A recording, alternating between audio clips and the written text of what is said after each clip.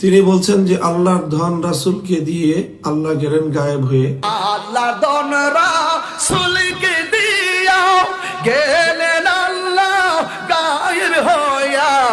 আল্লাহর ধন রাসূলকে দিয়া গেলেন আল্লাহ গায়েব হইয়া। রাসূলের ধন খাজা পাইয়া, রাসূলের ধন খাজা পাইয়া শুইয়া আছে আজমিরে, কেউ ফিরে না খালি হাতে, খাজা তোমার। রাসূলের ধন খাজায় পাইয়া শুইয়া আছেন আজমিরে, কেউ ফিরে না খালি হাতে, খাজা তোমার দরবারে। এই জাতীয় কথা কোরআন হাদিসের দৃষ্টিতে এর বিধান কি এবং কোরআন হাদিসের দৃষ্টিতে এর মূল্যায়ন কি? প্রিয় দর্শক, এই যে কথাগুলো কিছু শান বা গানের নামে এই ধরনের কিছু কথা সমাজে প্রচলিত রয়েছে এবং সমাজে কিছু মানুষ এগুলো আলোচনা করে থাকে এবং অতি সম্প্রতি কেউ কেউ এই বিষয়টি আলোচনা করে আবার নতুন করে এটিকে মানুষের মধ্যে ব্যাপক আলোচিত বিষয় হিসেবে এটিকে সামনে নিয়ে এসেছে। এখানে যে কথাগুলো রয়েছে মূলত যেহেতু এটা গান এবং সেই গান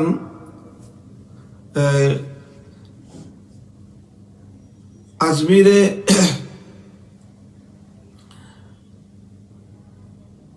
যে আল্লাহর ওলি বুজুর্গ যার কবর রয়েছে খাজা মঈনুদ্দিন চিশতি রহমতুল্লাহ আলাইহি, আমরা জানি তার যে অবদান এবং তার যে কীর্তি, এটি আমাদের এই পাক ভারত উপমহাদেশে একটি কিংবদন্তি। লক্ষ লক্ষ মানুষ যার উসিলায় এবং যার পথ প্রদর্শনে ইমানের হেদায়েত পেয়েছিল, আলো পেয়েছিল। আমরা এবং এই উপমহাদেশের মুসলমান তার কাছে চিরঋণী। ইসলাম এই সমাজে, এই জাতিতে, এই মাটিতে প্রচারের ক্ষেত্রে তার এক বিশাল এবং অনবদ্য ভূমিকা রয়েছে, এ কথা অস্বীকার করার কোনো উপায় নেই। তবে এটিও আবার আমরা জানি যে মঈনুদ্দিন চিশতি রহমতুল্লাহ আলাইহি সহ আমাদের উপমহাদেশে আল্লাহর দিন প্রচার করতে আসা এরকম অনেক আল্লাহর ওলি বুজুর্গানে দিন, শাহজালাল মুজাররদ ইয়ামানি সহ খান জাহান আলী, আমানত শাহ, এই জাতীয় আরো অনেক বুজুর্গদের তাদের কবরকে কেন্দ্র করে পরবর্তীতে তাদের এক শ্রেণীর ভক্ত এবং অনুসারীরা এমন অনেক কার্যকলাপ তারা শুরু করেছেন বা এমন অনেক কার্যকলাপের তারা সেখানে পশরা সাজিয়েছেন যেগুলো ইসলামের দৃষ্টিতে এর অনেকটাই স্পষ্ট শিরক, আর এর মধ্যে অধিকাংশই হলো বিদআত। তো কাজেই সেই সকল শিরক এবং বিদআতের দায় অবশ্যই মরহুম সেই সকল আল্লাহর ওলি বুজুর্গানে দ্বীনের উপর বর্তাবে না, বরং তাদের সেই অযোগ্য এবং অনাহুত সেই সকল অনুসারীদেরকে দায় গ্রহণ করতে হবে যারা এই সকল আল্লাহর ওলিদের কবরকে কেন্দ্র করে এই জাতীয় শিরক এবং বিদআতের আখড়া সাজিয়েছে। দ্বিতীয় যেই কথা হলো যে এখানে যেই সুনির্দিষ্ট যেই কথাগুলো উল্লেখ করা হয়েছে সেই কথাগুলোর উপর ভিত্তি করে আসলে কোনো ব্যক্তি সম্পর্কে অথবা এই কথাগুলো সম্পর্কে আমাদেরকে যদি শরীয়তের বিধান আলোচনা করতে হয় তাহলে শুধু কথার বাহ্যিক শব্দের উপর আলোচনা করাটাই এখানে যথেষ্ট নয়, বরং যে এই কথাগুলো লিখেছে এবং যে এই কথাগুলো বলছে, গাইছে, তার যে উদ্দেশ্য কি, তার নিয়ত কি এবং সে কি উদ্দেশ্যে এগুলো বলছে, সেই উদ্দেশ্যের সাথেও এর ঘনিষ্ঠ সম্পৃক্ততা রয়েছে। যেমন আলোচ্য গানটির মধ্যে 3টি কলি রয়েছে। আল্লাহর ধন রাসূলকে দিয়ে আল্লাহ গেলেন গায়েব হয়ে। স্বাভাবিকভাবেই আল্লাহ পাক রব্বুল আলামিন তো আলিমুল গায়েব। আল্লাহ রাসূলকে কোনো ধন দিয়ে আল্লাহ গায়েব হয়ে যাওয়া, ধন দেওয়ার পরে গায়েব হয়ে যাওয়া, এই জাতীয় কোনো বিষয় তো আসলে বাস্তবতার সাথে সামঞ্জস্যপূর্ণ নয়। আল্লাহ তো আলিমুল গায়েব। আল্লাহ গায়েব হয়ে যাওয়ার কি অর্থ, বিষয়টি এখানে এটি একটি গোলক ধাঁধার মতো একটি বিষয়। সুতরাং দ্বিতীয় যে বিষয়, রসুলের ধন খাজা পাইয়া শুয়ে আছেন আজমিরে। রসুলের ধন মঈনুদ্দিন চিশতি রহমতুল্লাহ আলাইহি পেয়েছেন।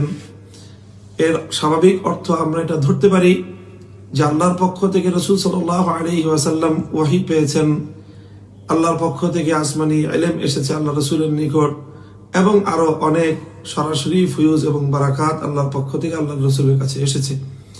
রাসূল সাল্লাল্লাহু আলাইহি ওয়াসাল্লাম থেকে সেটি পরম্পরায় সনদের মাধ্যমে উম্মতের আলেম সমাজ, উম্মতের মুহাদ্দিসিনগণ সেটিকে তারা গ্রহণ করেছেন, এবং সেটি পর্যায়ক্রমে তাওয়ারুসের মাধ্যমে এবং ধারাবাহিকতার মাধ্যমে একজন থেকে আরেকজন শিক্ষা গ্রহণ করেছেন, এবং নবীজির সেই পক্ষ থেকে উম্মতের জন্য রেখে যাওয়া আমানতগুলো পরবর্তী যুগের উম্মতের আলেমরাও তারা ধারণ করেছেন। কাজী রাসূলের ধন বলে যদি এখানে বোঝানো হয়ে থাকে রাসূল সাল্লাল্লাহু আলাইহি ওয়াসাল্লামের ওয়াহির ইলম, তো সেই ওয়াহির ইলম পরম্পরায় মানে পর্যায়ক্রমিকভাবে মুঈনুদ্দিন চিশতি রহমতুল্লাহ আলাইহি পেয়েছেন, এটি তেমন কোনো আপত্তিকর কোনো কথা নয়। তো রাসূল সাল্লাল্লাহু আলাইহি ওয়াসাল্লামের যে ফয়ুজ এবং বারাকাত, রাসূল সাল্লাল্লাহু আলাইহি ওয়াসাল্লামের যে উলুম মাআরিফ, রাসূল সাল্লাল্লাহু আলাইহি ওয়াসাল্লামের যে হাদিস এবং অন্যান্য যে বক্তব্য, সেগুলো অন্যান্য আলেমদের মতো তিনি মুঈনুদ্দিন চিশতি রহমতুল্লাহ আলাইহি পেয়েছেন, এটাতে সন্দেহ বা এটাতে আপত্তিকর তেমন কিছু আমি দেখছি না। বাকি এর পরের যেই কলিটি, সেটি অত্যন্ত একটি ঝুঁকিপূর্ণ একটি কথা, সেটি আপত্তিকর কথা, যে কেউ ফিরে না খালি হাতে খাজা তোমার দরবারে। অর্থাৎ মুঈনুদ্দিন চিশতি রহমতুল্লাহ আলাইহিকে উদ্দেশ্য করে বলা হচ্ছে যে তার দরবার থেকে কেউ খালি হাতে ফেরে না, যেই যায় তার কাছ থেকে কিছু পেয়ে যায়।